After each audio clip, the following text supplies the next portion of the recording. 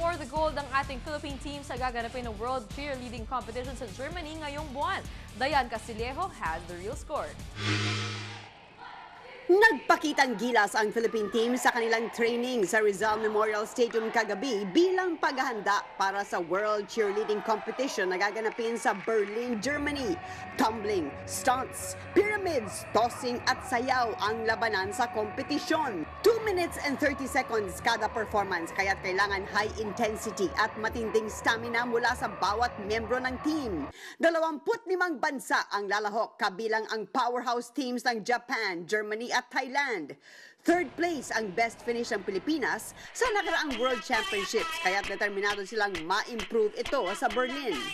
Iniwala po ako na ito na po yung isa sa pinakamalakas na team na nabuo po namin for the CWC cheer competition.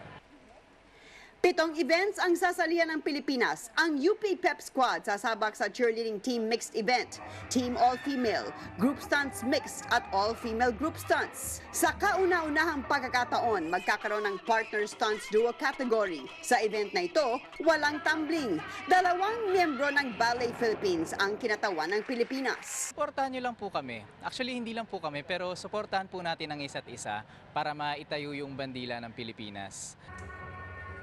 Sa Junior Division, 2 miyembro ng QC Performing Arts Development Foundation ang pambato ng bansa. Pa-practice po hanggang po ma-perfect namin.